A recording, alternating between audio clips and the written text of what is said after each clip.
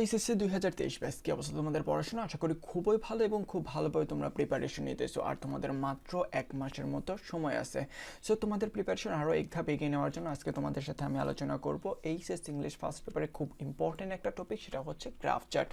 So দেখা যায় graph চার্টটা তোমাদের কেন এত ইম্পর্টেন্ট। তুমি যদি এইচএসসি 2023-এর স্টুডেন্ট হয়ে থাকো এবং তোমাদের এইচএসসি 2023-এর শর্ট সিলেবাস অনুসারে গ্রাফ চার্টে 8 নম্বর প্রশ্নে থাকবে এবং কয়েকটি বিষয় মাথায় রাখলে গ্রাফ চার্টে খুব ভালো মার্কস তুমি পেতে পারো এবং গ্রাফ চার্টে তোমাদের মার্কস থাকবে হচ্ছে 15। সুতরাং বুঝতে পারতেছো এইচএসসি ইংলিশে যদি তুমি এ প্লাস পেতে চাও, ওভারঅল যদি তুমি এইচএসসিতে এ প্লাস পেতে চাও, তাহলে গ্রাফ চার্টের এই মার্কটা তোমাকে অনেক হেল্প করবে এ প্লাস পেতে। সো সুতরাং বুঝতে পারতেছো গ্রাফ চার্ট অনেক ইম্পর্টেন্ট এবং গ্রাফ চার্ট অনেক গ্রাফ চার্ট না পড়ে শুধুমাত্র একটি গ্রাফ চার্টের মাধ্যমে এবং কয়েকটি টেকনিক মাথায় রাখলে তুমি গ্রাফ চার্টে যে কোনো ধরনের গ্রাফ চার্টে বা পাই চার্ট যাই আসুক না কেন তুমি সেখানে খুব ভালো একটা মার্ক পেতে পারো। সো ভিডিওটি শুরু করা যাক এবং শুরু করার আগে ছোট্ট একটা অ্যানাউন্সমেন্ট, যারা এখন আমার চ্যানেলটি সাবস্ক্রাইব করুন please subscribe my channel, the bell icon to get more videos. এবং তুমি চাইলে আমাদের ফেসবুক গ্রুপ এবং ফেসবুক পেজে জয়েন হতে পারো, এর জন্য ডিসক্রিপশন বক্সে লিঙ্ক দেওয়া থাকবে, সেখান থেকে তুমি জয়েন হতে পারো। এবং তুমি যে এইচএসসি স্টুডেন্ট হয়ে থাকো তাহলে এই চ্যানেলে সব ধরনের এইচএসসি টপিক নিয়ে আলোচনা করা, এই ইংলিশ টপিক নিয়ে আলোচনা করা হয়। সো তুমি যদি ভালো একটা মার্ক পেতে চাও অবশ্যই তুমি চ্যানেল থেকে খুব হেল্পফুল হবে। সো দেখা যাক, শুরু করা যাক। সো একটি গ্রাফ চার্টে সাধারণত 3টি অংশ থাকে। সাধারণত যে বেসিক জিনিসপত্র তোমাকে একটু মাথায় রাখতে হবে, একটা হচ্ছে টপিক সেন্টেন্স থাকবে, মানে এটা কোন টপিক এটা অবশ্য টপিক সেন্টেন্স থাকবে, সাপোর্টিং সেন্টেন্স থাকবে এবং কনক্লুডিং হচ্ছে কনক্লুশন একটা সেন্টেন্স থাকবে, সেখানে আমাদেরকে জিনিস লিখতে হবে। তারপর হচ্ছে টপিক সেন্টেন্স। অ্যাকচুয়ালি টপিক সেন্টেন্সে কী কী থাকবে, প্রথমে এমন একটি বাক্য লিখতে হবে যা দ্বারা বুঝতে পারবো যে এটা হচ্ছে এই বিষয়টাকে বোঝাইতেছে। হ্যাঁ, এরকম একটা আমাদের টপিক সেন্টেন্স লিখতে হবে গ্রাফ চার্টে কোন বিষয়ের উপরে, তাই স্পষ্টভাবে ফুটিয়ে তুলতে হবে ওই প্রথমের দিকে বা টপিক সেন্টেন্সে। এটা অবশ্য তোমাদের যে প্রশ্ন যে থাকবে সেই প্রশ্নতেই দেওয়া থাকবে। এক্ষেত্রে একটি শব্দ বারবার লেখা যাবে না, মানে একই শব্দ তোমাকে ফ্রিকোয়েন্টলি ইউজ করা যাবে না। যদি তুমি ফ্রিকোয়েন্টলি ইউজ করো ওইরকম প্রবলেম হয় না, বাট তোমার মার্কটা কমে যাবে। একটা যেমন হচ্ছে যদি বৃদ্ধি পায় তাহলে শুধু ইনক্রিজ যদি তুমি দাও, বা যদি হ্রাস পায় তাহলে শুধুমাত্র রিডিউস যদি দাও তাহলে সেটা ভালো দেখায় না। এবং কানেক্টরসগুলো তোমাকে আলাদা ধরনের কানেক্টরস তোমাকে ব্যবহার করতে হবে, তাহলে তোমাকে এখানে ভালো একটা মার্ক পেতে সাহায্য করবে। এবং এরপরে হচ্ছে সাপোর্টিং সেন্টেন্স হচ্ছে ওই ডিসক্রাইব করতে হবে গ্রাফে যত মানে হচ্ছে যতগুলো ইয়ার দেওয়া থাকবে, যত পার্সেন্টেজ দেওয়া থাকবে, যা দেওয়া থাকবে ওটাকে তোমার এইখানে ডিসক্রাইব করতে হবে, বা আমরা এটাকে বডি বলতে পারি। সো এই ধাপে কিছু সেন্টেন্স দিয়ে গ্রাফটি বর্ণনা করতে হবে। গ্রাফ যে তথ্য দেওয়া আছে সেই তথ্যটাই ধারাবাহিকভাবে তোমাকে বর্ণনা করতে হবে। এইখানে যদি একবার বৃদ্ধি পায় সেক্ষেত্রে তোমাকে বৃদ্ধি লিখতে হবে ইনক্রিজ, বা আবার যদি বৃদ্ধি পায় তাহলে সেখানে ইনক্রিজ না লিখে তুমি লিখতে পারো রাইস আপ, মানে রোজ আপ, তুমি এটা লিখতে পারো যে বৃদ্ধি পেয়েছে, এরকম তুমি লিখতে পারো, কিন্তু একটা বারবার লেখা যাবে না। এবং তুমি এখানে কানেক্টরস ব্যবহার করতে হবে, যেমন হইতেছে তুমি প্রথমে নেক্সট দিলে, নেক্সট দেওয়ার পরে তুমি আফটার দেন দিলে, এইভাবে তোমাকে দিতে হবে। একটু ক্রিটিক্যালি একটু তোমাকে এটা ভাবতে হবে, একটা বারবার দেওয়া যাবে না। এবং কনক্লুডিং সেন্টেন্স, এক্ষেত্রে একটি বা দুইটি বাক্য দিয়ে গ্রাফটি সম্বন্ধে স্পষ্ট ধারণা দিয়ে শেষ করতে হবে, যে ওভারঅল একটা ভিউ দিতে হবে, বা আমরা সামারি বলতে পারি এইখানে, যে গ্রাফটি দ্বারা কী বুঝাইছে, কখন কীরকম হ্রাস বা বৃদ্ধি পাইছে সেইটা আমরা এখানে লিখতে পারি। হ্যাঁ, একটি গ্রাফ মূলত 3 ধরনের প্রবণতা থাকে। এই প্রবণতাগুলো হচ্ছে হয়তো সে বৃদ্ধি পাবে, না হয় হ্রাস পাবে, আর না হয় স্ট্রেইট থাকবে, সমান থাকবে, অথবা এই 3 ধরনের জিনিসই থাকবে, হয় হ্রাস পাবে, না হয় বৃদ্ধি পাবে, আর না হয় সমান থাকবে। ওকে, যদি বৃদ্ধি পায় সেক্ষেত্রে তুমি কি লিখতে পারো, এই যে এই ওয়ার্ডসগুলো তুমি এখানে লিখতে পারো। যদি বৃদ্ধি পায় রোজ টু লিখতে পারো, ইনক্রিজ টু লিখতে পারো, ওয়েন্ট আপ টু লিখতে পারো, ক্লাইম টু লিখতে পারো, বা বুম টু লিখতে পারো। সো এইগুলো কিসের জন্য লিখবে, ওই যে বললাম যে একটা ওয়ার্ড যেন বারবার তোমাকে না ইউজ করতে হয়, সেই জন্য এখানে কয়েকটা ওয়ার্ডস তোমাকে দেওয়া হলো, এগুলো থেকে তুমি বারবার একটা না ইউজ করে একটা তুমি এক সময় ইউজ করবে। এবং যদি হ্রাস পায়, গ্রাফ চার্টের ইয়াগুলো যদি হ্রাস পায় সেক্ষেত্রে তুমি কি ব্যবহার করতে পারো, দেখো তুমি এখানে ফিল টু ব্যবহার করতে পারো, ডিক্লাইন টু ব্যবহার করতে পারো, ডিপ টু ব্যবহার করতে পারো, drop to, went down to, slump to, বা রিডিউস টু, এইসব তুমি ব্যবহার করতে পারো। আর এই বার্ব হিসেবে যদি ইউজ না করো, তাহলে যদি নাউন হিসেবে ইউজ করো তাহলে এগুলো তুমি ব্যবহার করতে পারো। এবং যদি স্ট্রেইট থাকে, যদি সমান থাকে, কোনো পরিবর্তন যদি না হয় হয় সেই ক্ষেত্রে তুমি এই ওয়ার্ডসগুলো তুমি লিখতে পারো levelled out at, did not change, remain stable at, এই যে নানা রকম যে ওয়ার্ডস দেওয়া আছে এইগুলো তুমি ব্যবহার করতে পারো এই ক্ষেত্রে। এবং যখন তুমি সামারি লিখবে সেই ক্ষেত্রে তুমি দেখবা যে হয় একবার হ্রাস পাইতেছে, বৃদ্ধি পাইতেছে, হ্রাস পাইতেছে, বৃদ্ধি পাইতেছে, এরকম যদি হয় তো সেই ক্ষেত্রে তুমি লিখতে পারো যে ফ্লাকচুয়েটেড অ্যারাউন্ড, মানে ওঠা নামা করা, একবার বৃদ্ধি পায় একবার হ্রাস পায়, হ্রাস পায় বৃদ্ধি পায়, এরকম। এবং যদি সর্বোচ্চ পর্যায়টাকে যদি তুমি লিখতে চাও তাহলে সেক্ষেত্রে তুমি পিকড অ্যাট দিয়ে সর্বোচ্চটা তুমি লিখতে পারো যে সর্বোচ্চ পর্যায়ে পৌঁছে, এরকম নানা রকম জিনিস এখানে দেওয়া আছে। ওকে, সো এইসব জিনিস তোমাকে মাথায় রাখতে হবে, মাথায় রেখে তোমাকে গ্রাফ চার্টটা লিখতে হবে। সো এবার তোমাদের একটা গ্রাফ চার্ট হিসেবে একটা মানে প্র্যাকটিক্যাল একটা ধারণা দেওয়া যাক।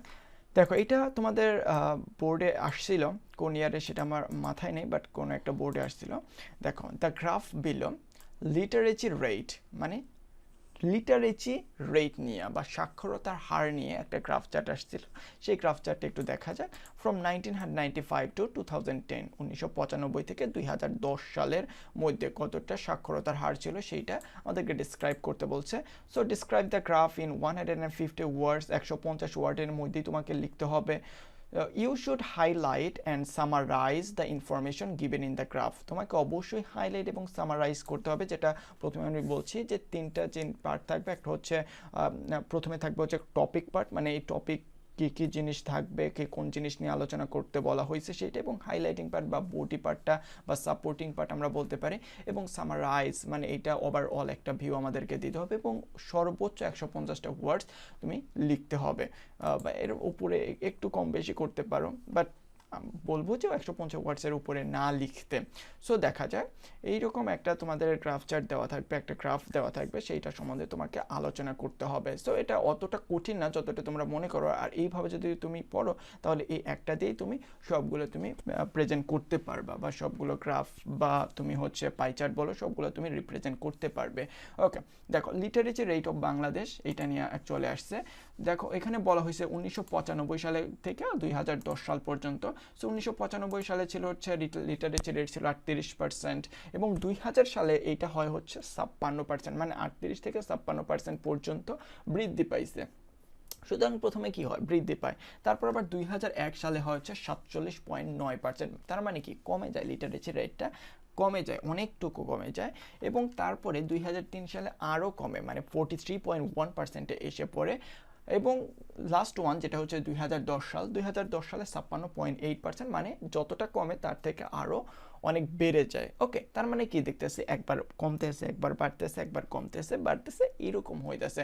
সুতরাং এই গ্রাফটাকে আমাদের ডিসক্রাইব করতে হবে বা আলোচনা করতে হবে বা লিখতে হবে। হ্যাঁ, সো দেখো আমরা কিভাবে লিখবো। সো প্রথমে যে আমি লাল পার্টটুকু দিচ্ছি এটা কিন্তু আমি একটু সংক্ষিপ্ত করে লিখছি, বা তুমি চাইলে এটা আরেকটু বড় করে লিখতে পারো, সেটা তোমার উপরে ডিপেন্ড করতেছে।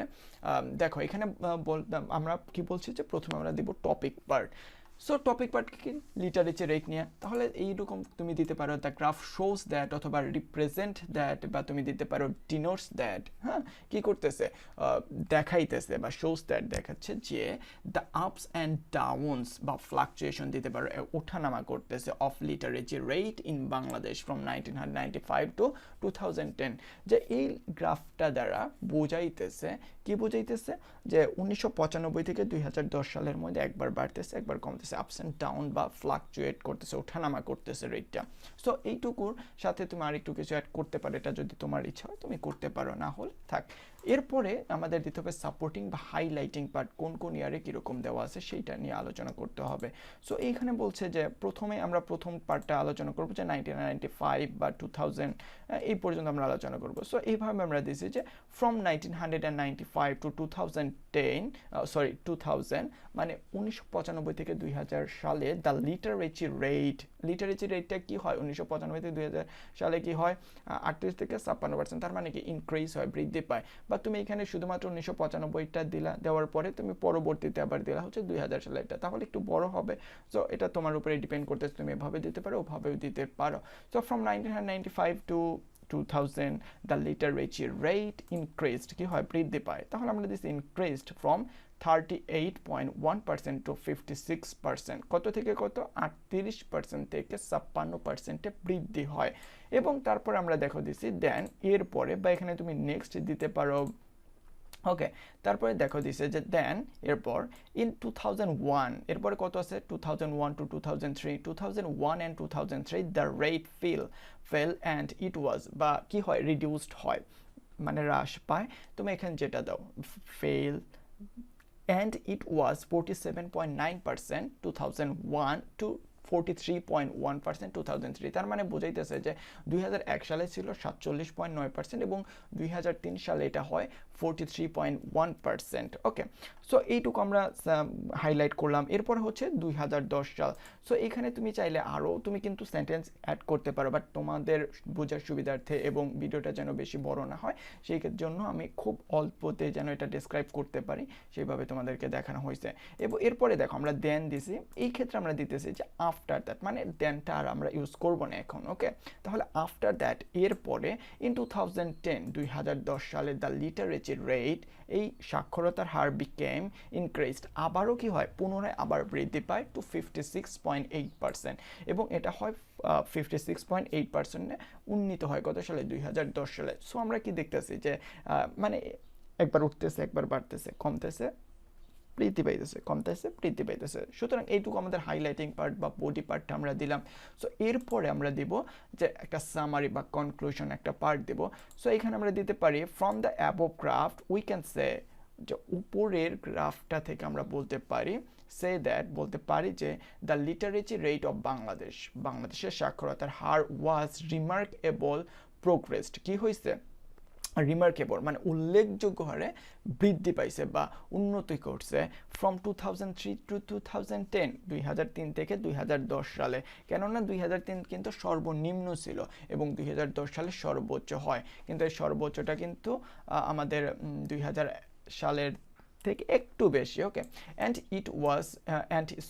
ইট ইজ ইনক্রিজিং, এবং এটা এরপর থেকে আস্তে আস্তে কি করতেছে বৃদ্ধি পাইতেছেই। সুতরাং এই ছিল আমাদের গ্রাফ চার্টের পার্টটা। আশা করি তোমাদের ভালো লাগছে। সো এইভাবে এটা যদি তুমি ফলো করো আশা করি তুমি গ্রাফ চার্টে যে কোনো গ্রাফ চার্টে তুমি ভালো করে লিখতে পারবে, এবং এখানে যা যা কথা বলা হয়েছে সবগুলোই যদি তুমি একটু একটু করে অ্যাপ্লাই করো তাহলে এখানে তুমি খুব ভালো একটা মার্ক পাবে। সো তোমাদের প্রিপারেশন আরও ভালো করে নাও এবং তোমরা ভালো একটা জিপিএ অ্যাটেইন করো। সো সে পর্যন্ত ভালো থেকো, ভালোভাবে প্রিপারেশন নাও। Thank you very much.